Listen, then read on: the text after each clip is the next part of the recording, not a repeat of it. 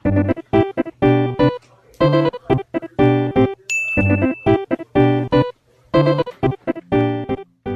assalamualaikum warahmatullahi wabarakatuh. Di video kali ini saya akan menjelaskan bagaimana caranya menggunakan database manajemen sistem dari SMPP, lalu kita akan menjalankannya di command prompt. Jadi, pertama-tama itu kita harus punya SMPP-nya dulu. Bagaimana caranya itu, Bang? Ya, tinggal di download. Buka aja Google, ketikkan saja SMPP. Nah, sudah ada websitenya sendiri, apacheFriends.org, download.html. Tinggal download aja sesuai yang supportnya PC atau laptop kalian yang bisa menyerahkan aplikasinya. Kalau sudah download, kita membuka filenya di file explorer. Caranya itu tekan Windows plus huruf E, lalu kita buka di bagian download. Nah, yang ini kita klik saja 2 kali. Kalau ada muncul peringatan, soalnya di layar ini tidak nampak, tinggal kita pencet yes untuk masuk ke installernya. Nah, sudah muncul nih. Nah, kalau ada peringatan kayak gini, oke kan saja.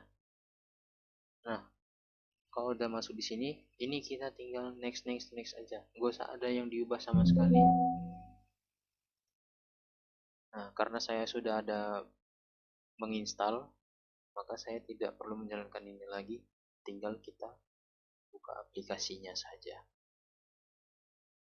Oke, tinggal kita cancel, kita tutup, kita buka aplikasinya, tinggal kita cari SMPP dan kita buka aplikasinya.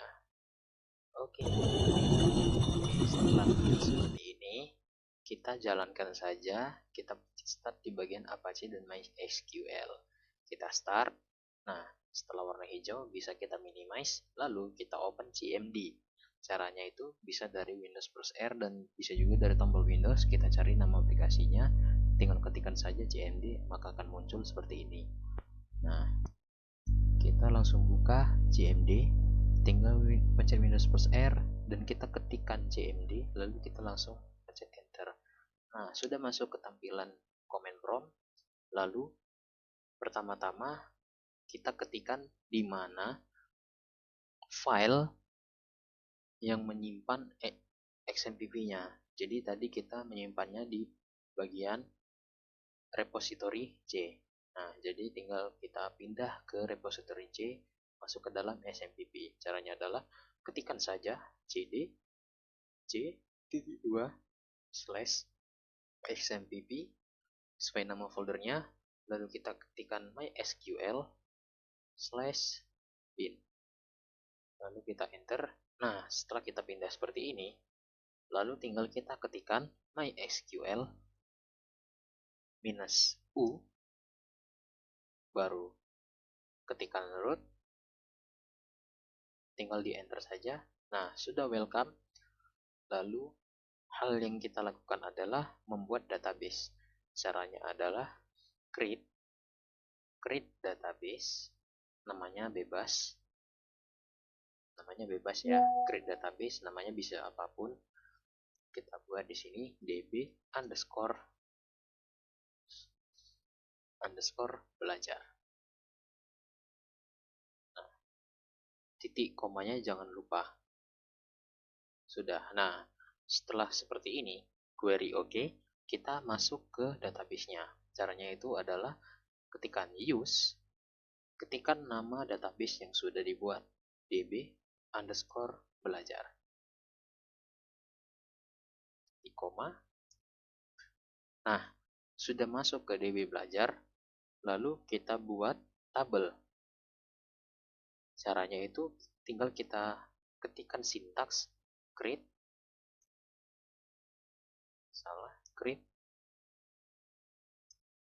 tabel.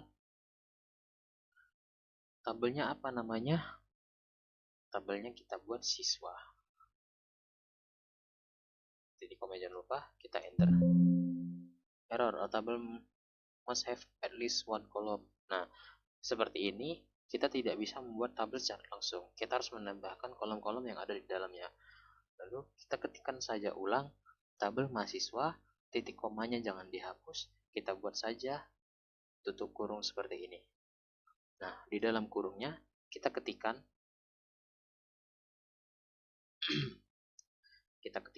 ID, kita ketikkan di sini nomor, no, lalu kita ketikkan sintaksnya auto, int, auto, underscore, increment primary key. Nah, sudah. Lalu kita ketikkan sintaks selanjutnya untuk isi-isinya, yaitu ada nama. Jadi tinggal buat saja nama, lalu varchar. Nah, varchar ini fungsinya buat apa? Yaitu adalah batasan huruf, angka, atau simbol yang ada di dalam tabelnya. Jadi varcharnya di sini kita buat kuantitinya. Kuantitinya itu adalah 100. Kenapa? Ya, kadang nanti ada orang yang namanya panjang gitu. Nah, lalu buat untuk selanjutnya, nama siswa kita buat lagi di sini kelas. Untuk yang di sini juga sama, menggunakan varchar juga. Tapi yang membedakan kuantitinya tidak terlalu banyak. Kelas kan biasanya kan cuma 2 huruf ya. Nah, kita buat saja 2 atau 3 huruf. Jadi kita buat 3. Karena kan nama-nama kelas biasa dibuat pakai angka Romawi. Nah, sudah seperti ini, kita buat lagi nomor gak usah begitu. Kita buat saja absen di sini. Absen. Lalu spasi varchar. Nah, lalu kuantitinya kita buat. Nomor absen tuh gak perlu banyak-banyak. Kenapa? Gak ada yang satu kelas itu sekolah ya, SD, SMP, SMA, atau SMK, yang satu kelasnya itu lebih dari 100 orang itu gak ada. Minimal itu 20-an atau 30-an siswa di dalamnya. Jadi kuantitinya kita buat 2. Setelah itu kan sudah ada tutup kurung di sini, yang dimana untuk yang buka kurungnya di bagian nomor. Nah, lalu kita enter. Nah, sudah query oke, row affected. Nah, tapi ini belum ada isinya. Lalu kita isi. Bagaimana caranya? Kita ketikkan saja sintaks insert to. Nah, insertnya kemana nih? Nah, sesuai tabel yang kita buat. Tabelnya apa namanya? Siswa. Nah, sudah kita buat siswa. Nah, yang mau diisi itu di bagian mananya saja. Makanya kita buka kurung lagi. Nama, sesuai yang sudah kita bikin. Nama, kelas, dan absen. Nama, kelas, dan absen. Nah, sudah kita ketikkan seperti ini. Lalu, di sebelahnya, kita buat value. Nah, values-nya apa? Ya, value-nya itu isinya. Isi di dalam yang mau diisi di bagian nama, kelas, dan absen. Kita buatkan saja. Kita buka kurung. Jangan lupa pakai tanda petiknya.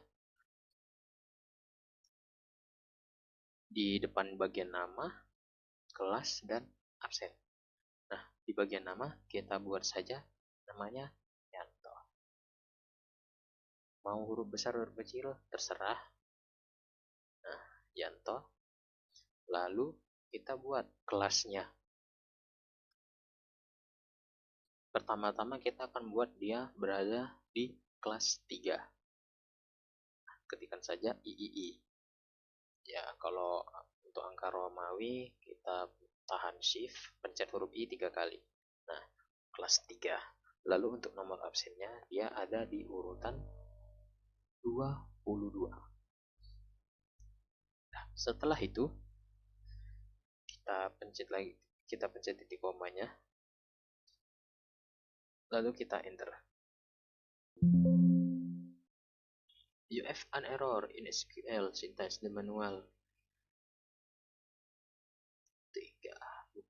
inline 1. Cuma kelas absen sudah sesuai.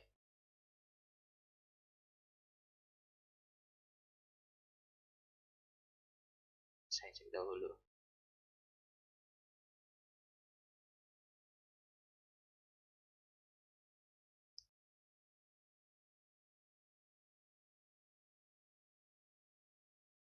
Oh, bagian salah di bagian sininya berarti.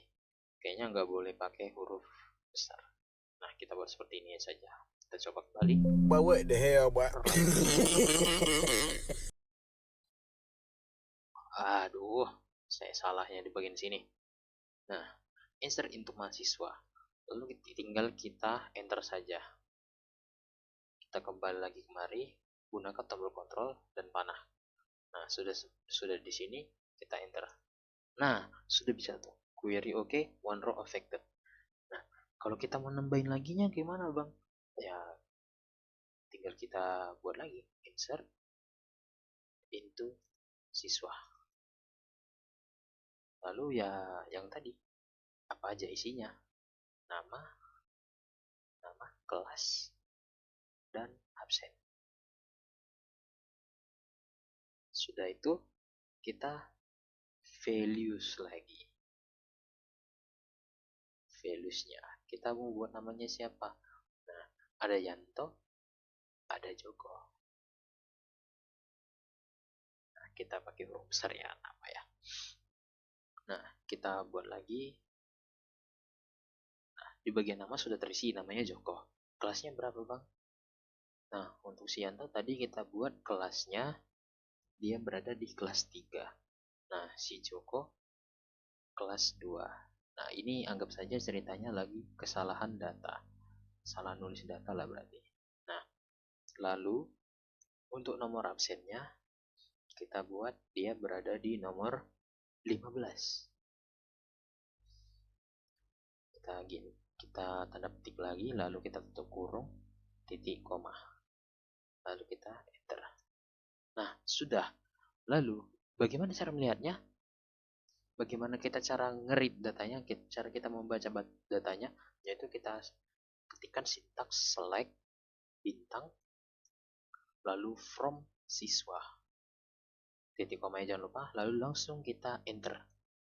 Nah, situ sudah tertulis nomor 1 dan 2 nama Yanto kelas 3 nomor absennya 22, Joko kelas 2 nomor absennya 15. Nah, kalau kita ingin mengubahnya bagaimana caranya, Bang? Nah, tinggal menggunakan sintaks ini. Sintaksnya adalah update siswa. Nah, gimana ceritanya tuh, Bang? Nah, kita mengupdate data dari tabel siswa. Kita tekan spasi, kita set. Yang mau kita ubah yang mana, Bang? Nah, karena kita inputnya tadi ceritanya salah data di bagian kelasnya. Nah, jadi kita ubah kelas. Set kelas. Sama dengan tanda petik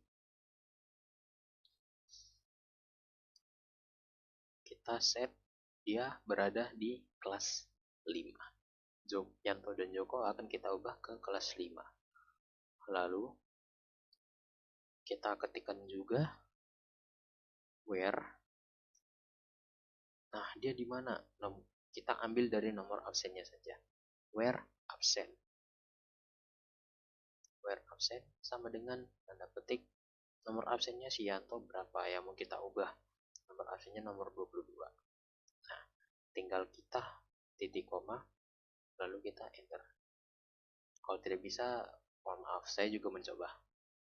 Nah, rows match 1, change 1, berarti sudah terganti. Nah, kita coba melihat sekali lagi. Kita select, kita ketikkan select agar from siswa. Titik koma. Nah, sudah berubah. Yanto berada di kelas 5. Lalu kita akan mengubah si Joko. Ya, kita ketikkan juga sintaksnya sama. Update set kelas ke 5. Nomor absennya yang kita ubah. Si Joko nomor absen 15. Kita ubah di absennya 15. Lalu kita enter. Nah, sudah terganti. Kita cek lagi ulang. Kita ketikkan lagi select bintang from nama tabel kita siswa. Titik koma, lalu kita enter. Sudah berubah semua. Lalu bagaimana cara menghapusnya, Bang? Ya, tinggal kita ketik saja delete from siswa. Nah, ini maksudnya kita akan menghapus data yang ada di tabel siswa, yang dimana kita mengambilnya dari nomor absen. Kita pencet spasi, where absen sama dengan tanda petik nomor absennya berapa yang mau kita hapus. Misalnya kita mau menghapus Yanto, kita ketikkan saja nomor absennya yaitu 22.